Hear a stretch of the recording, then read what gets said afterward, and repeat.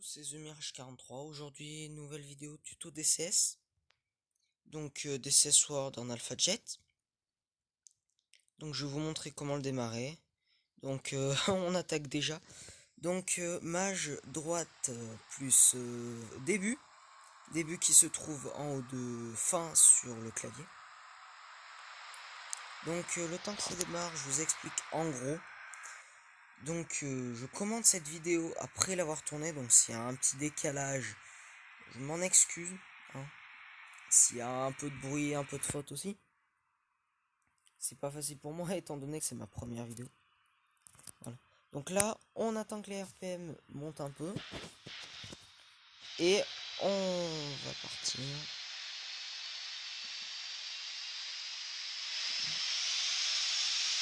Voilà, on part. Magnifique avion. Donc DCS c'est quoi? C'est un simulateur public. Donc tout le monde peut l'avoir, il est gratuit. Je mettrai dans la description le lien pour le télécharger. Et je vous mettrai aussi le lien pour l'Alpha Jet, donc cet Alpha Jet qui est fait par Jettison. Donc, ouais. Ah oui, j'ai juste de remarquer aussi. La visière du pilote, regardez, elle se ferme ou elle s'ouvre en fonction du cockpit. Ah, c'est bien ça. Ouais. Voilà, voilà. On met un petit peu les gaz. Voilà. Allez, c'est parti. Donc, cet Alpha Jet, c'est quoi? C'est un module créé par Jettison qui est gratuit.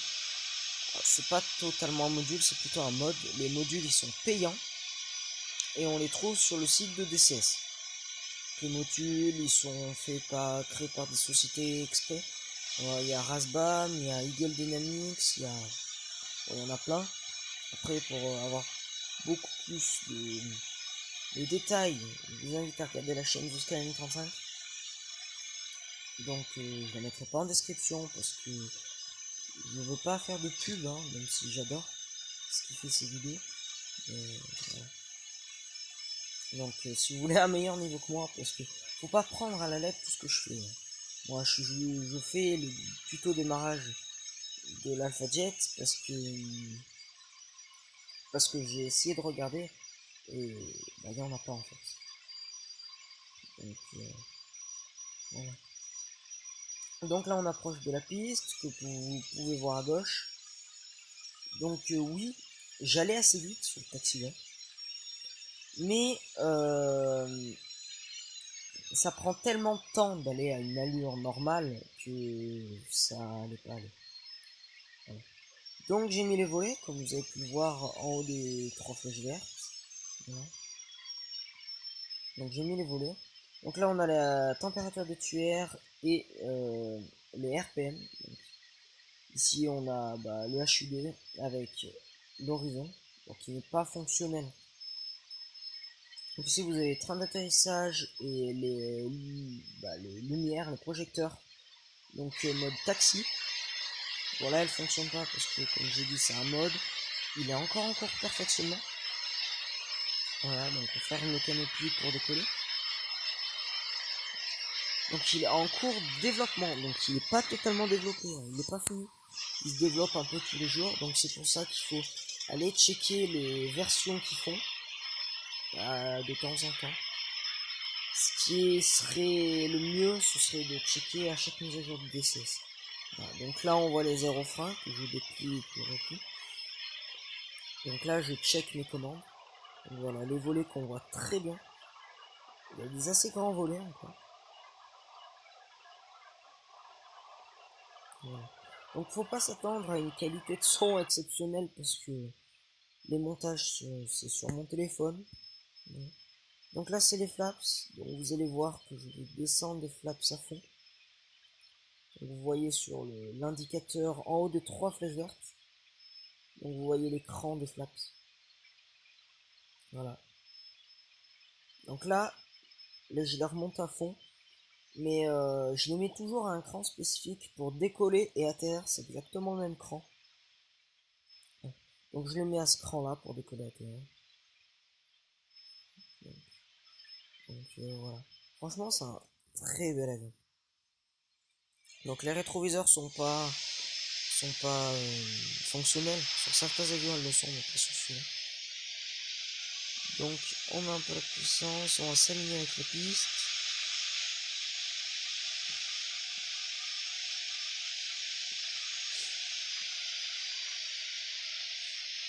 Voilà. Donc vous pourrez remarquer quand je décollerai que je joue beaucoup au palonnier parce que l'avion il tire à gauche. Je ne sais pas pourquoi. Donc là, ouais, donc ça c'est le cache pour cacher l'horizon artificiel quand on est au sol. Voilà. Donc on appuie sur les freins et on monte à 75 RPM. Une fois qu'on est calé, on va lâcher les freins.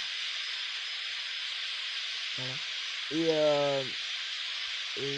voilà, donc une fois qu'on sent voilà, que le nez il monte, vous tirez doucement le manche vers vous et l'avion va décoller tout seul.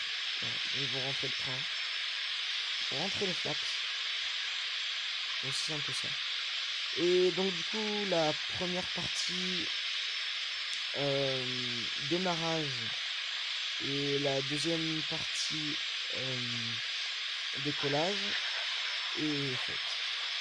Donc là on est à la troisième partie, la partie vol. Donc la partie vol, vous faites des missions, vous faites ce que vous voulez. Donc là pour ma part je vais un peu vous montrer le beau physique de cet avion. Voilà. Et aussi la maniabilité en partant sur un joli looping. Bon, un joli looping un peu tordu quand même. Mais en vrai, c'est une bonne. Voilà. Donc on est même pas mieux avec la base, je suis parti en n'importe quoi. Voilà. Donc voilà, désolé, je suis sur mon téléphone. Hein. J'espère que ça vous a pas dérangé. Donc là, voilà, tout droit, on essaye de s'aligner. Donc j'ai toujours un voyant en panne, je sais pas pourquoi. Je sais pas. Donc on va essayer de voler parallèlement à la piste, mais ça va être assez compliqué. Voilà. Donc là nous avons l'altimètre. Là nous avons pour les moteurs, donc paramètres moteur, donc s'il n'y a jamais un feu moteur. Donc là on a toute la grille avec les trois vertes pour le train d'atterrissage, indication des flaps. Donc voilà, là j'ai les trois vertes pour le train d'atterrissage. On a aussi un voyant aérofrein et un voyant frein. Donc là le voyant jaune c'est aérofrein. Il vient de s'éteindre. Voilà. Donc là on voit encore la piste, on va essayer de se mettre le plus parallèle possible. Donc ça c'est un tuto pour... là on est dans la partie 4, donc le tuto pour atterrir. Je suis pas un professionnel, faut pas prendre mes conseils à la lettre. Moi je suis juste là pour vous aider. D'accord? Et pour aussi vous donner envie de piloter. Parce que piloter des avions, bah on peut pas le faire en vrai. Enfin on peut le faire en vrai, mais... Enfin, vous m'avez compris quoi. Et le faire chez nous, dans notre siège et tout, sur un PC, franchement c'est bien. Bon par contre vous arriverez pas à piloter si vous n'avez pas de tasse. Ça c'est net. Donc là vous avez les RPM aussi, donc pour chaque moteur. L'avion il part un peu...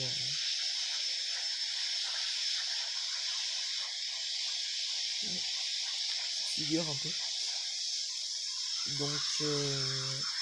Donc là on va commencer par à s'aligner avec la piste pour commencer notre approche.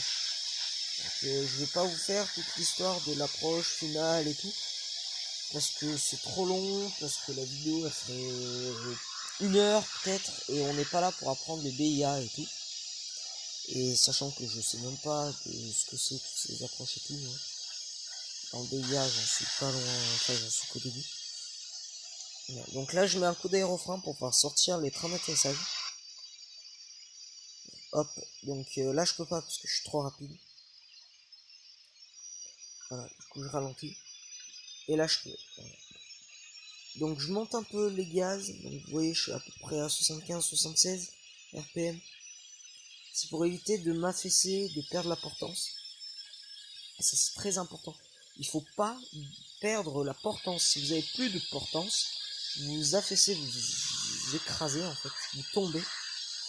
Et c'est comme si vous avez plus d'aile en fait. Et c'est un peu problématique pour un avion qui est censé voler. Enfin bon. Donc là j'ai remonté le train d'atterrissage parce que je voyais que j'étais trop loin de la piste et que ça servait à rien de garder. Et là je remets un coup d'air au frein, je descends les flaps, le train d'atterrissage. Et j'ai bien aligné la piste avec le vide qu'il y a entre chaque trait du HUD. Ça c'est très important si vous voulez vous mettre bien au milieu de la piste, vous voulez bien vous mettre dans l'axe. Donc là vous voyez que j'ai enlevé mes aérofreins parce que je sentais que je m'affaissais un peu trop et que j'ai perdu de la vitesse. Donc là test frein, voilà. Voilà. Donc là je suis pas mal. Donc oui j'ai mis les gaz à fond. Pourquoi? Parce que pour éviter de s'affaisser. Mais là je vois que je vais trop vite. Donc du coup je mets les aérofreins et je baisse les gaz. Bon pas à fond. 70 ça suffit. Vous voyez 70, 65. C'est vous qui voyez. Vous voyez que ça bouge assez quand même. Donc là je remets les gaz parce que je croyais que j'allais m'écraser. Mais en fait j'avais une assiette parfaite. C'est l'un des plus beaux ATSH que j'ai fait dans toute ma carrière d'SCS. Voilà. Bon là c'est un peu. Voilà. C'est un peu violent. Hop, petit coup de frein, voilà. On va mettre les aérofreins. On va baisser un peu le nez. Et on va écraser le frein. Voilà. Et là, vous êtes posé. C'est aussi simple que ça. Sauf qu'il ne faut pas se cracher. Après, si vous vous crachez, il y a la commande CTRL E. Donc CTRL et il faut faire CTRL et appuyer 3 fois sur E en même temps. Et ça va vous éjecter si jamais vous avez un problème. C'est très utile. Moi, ça m'a aidé plein de fois. J'ai pas envie de compter combien parce que je pense qu'une feuille ça suffirait pas. Voilà. Donc là je vais assez vite, je mets les gaz assez à fond, étant donné que ça va prendre énormément de temps de le faire avec une vitesse normale. Donc voilà. Donc je suis sur l'aérodrome Community, je l'ai choisi parce que je trouve qu'il est assez dégagé. Il est grand, les hangars sont faciles d'accès. Enfin, pour moi, ce serait... Bah, c'est le meilleur aérodrome, ou aéroport comme vous voulez. Mais bon, après vous choisissez bien là où vous voulez apprendre. Voilà, un petit coup de frein. Donc faut suivre la ligne blanche. Après si vous voulez pas le suivre, vous faites comme vous voulez. Voilà, donc là j'ouvre le canopy parce que c'est quand même beaucoup plus classe.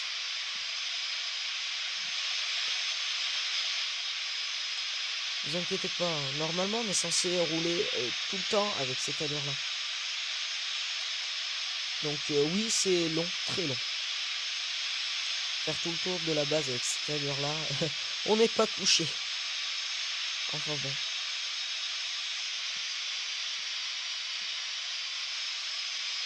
Ouais. Bon. Je mets à avancer un peu plus. Un peu plus fort. Donc voilà un peu Kobuletti à quoi il ressemble. On va essayer d'aller sur 31. La piste 31.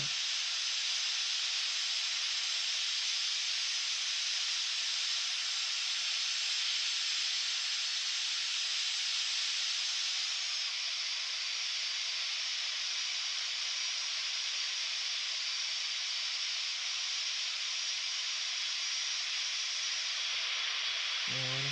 Donc le roulage, moi je vous le dis, si vous jamais vous jouez en multijoueur, ne roulez jamais à cette allure, vous allez croiser des gens, vous allez les rencontrer, vous allez vous cracher entre vous. Enfin, c'est pour ça qu'il faut surtout beaucoup utiliser la radio. Parce que la radio, elle réglemente les, les vols et tout. Sauf que bah sur cet avion, seul inconvénient, il n'y a pas de radio, donc voilà. Là, je vais essayer de me garer un peu comme je peux. Donc, on peut remarquer que les moteurs ont beaucoup d'inertie. Parce que entre le moment où vous mettez les gaz, bah là, par exemple, où vous mettez les gaz et que la vitesse et que les moteurs créent l'énergie pour propulser, il y a un sacré laps de temps qui suit souvent à vous faire tricher. Enfin bon, magnifique avion. J'aurais préféré la patrouille de France, mais c'est tombé sur Red Bull. Enfin bon. Donc pour éteindre l'avion, c'est simple. Vous cliquez sur mage de droite fin. Donc là on peut voir que l'horizon artificiel et les RPM ainsi que la température de tuyère est descendue. Donc je voulais descendre les flaps, mais j'avais plus de pression hydraulique étant donné que les réacteurs étaient éteints. Donc là vous voyez que je suis à 3 RPM, ce qui est quand même très peu. Donc là, ouais, là, 0 presque. Voilà, 0. Donc bon, j'espère que cette vidéo vous aura plu. N'hésitez pas à mettre un pouce bleu, à regarder la description, parce que j'y mettrai beaucoup de trucs. Donc j'espère que la vidéo vous aura plu, et abonnez-vous. A plus.